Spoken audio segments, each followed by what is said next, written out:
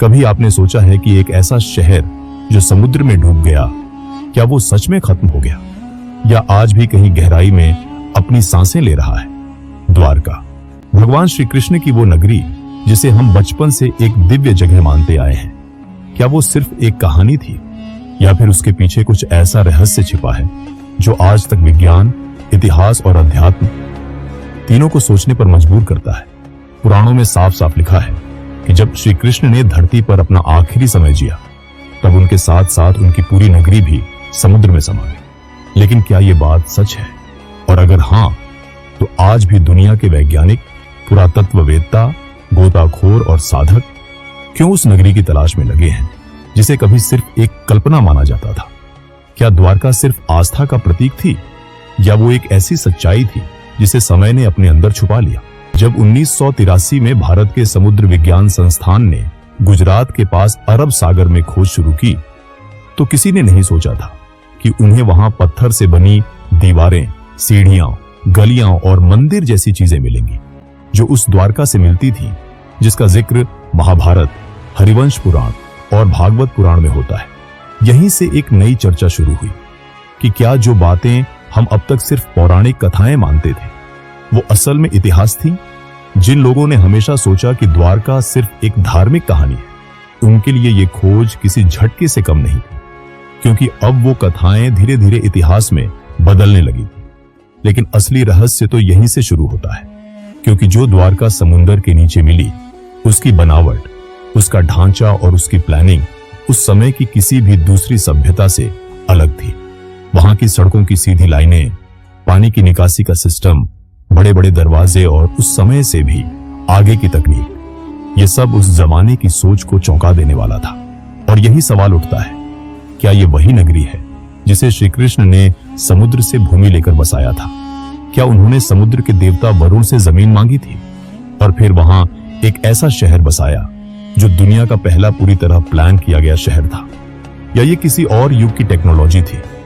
महाभारत में लिखा है कि द्वारका के महल सोने, चांदी और कीमती रत्नों से सजे थे। उसके 7 मुख्य द्वार थे और उसकी रक्षा किसी अदृश्य शक्ति द्वारा होती थी। जब अर्जुन पहली बार द्वारका गए तो उसकी सुंदरता देखकर चौंक गए और बोले, यह नगर तो धरती पर नहीं, किसी और लोक में लगता है। क्या वो कोई और लोक था?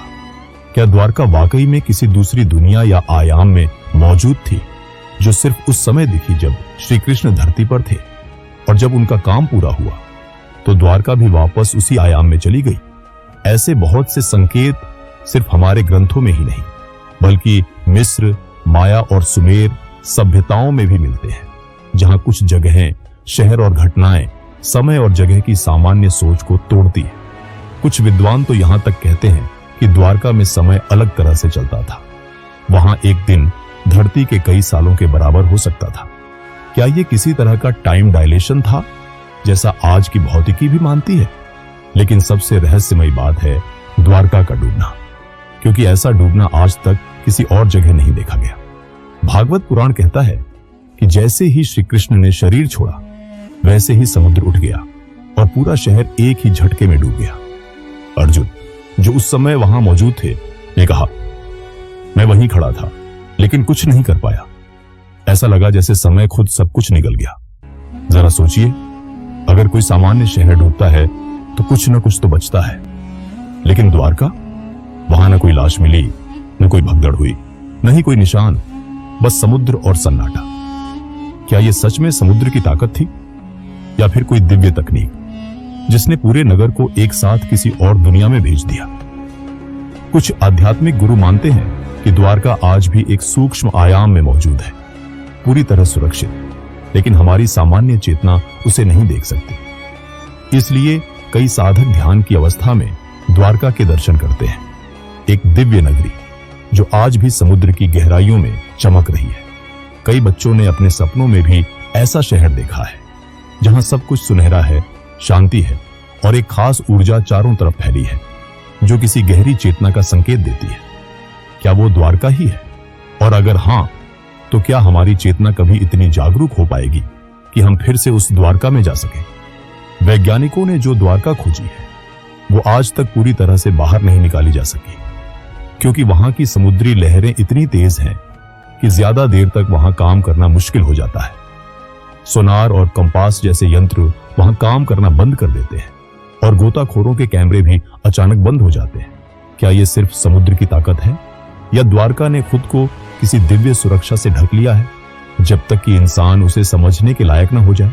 क्या द्वारका कोई साधारण शहर नहीं बल्कि एक जीती जागती चेतना थी जो समय के साथ छिप गई लेकिन कभी मरी नहीं? अगर हम गहराई से सोचें तो द्वारका सिर्फ एक खोया हुआ शहर नहीं है बल्कि एक चेतावनी भी है, एक संकेत कि जब दुनिया में अधर्म और अंधकार बहुत बढ़ जाएगा, जब धर्म की रोशनी धीमी पड़ने लगेगी, तब श्री कृष्ण फिर से आएंगे और द्वारका दोबारा प्रकट होगी। क्योंकि द्वारका सिर्फ एक जगह नहीं बल्कि एक ऐसी चेतना है जो सिर्फ उन्हीं को दिखती है जिनका दिल साफ, सोच सच्ची और आत्मा जागी हुई हो। तो अगली बार जब आप समंदर के किनारे खड़े हों और लहरें आपके पैरों को छूकर जाएं, तो एक पल के लिए आंखें बंद कीजिए और महसूस कीजिए क्या उन लहरों के उस पार कोई ऐसा दरवाजा है जो किसी दिन आपको उस दिव्य द्वारका में ले जाने का न्योता देगा।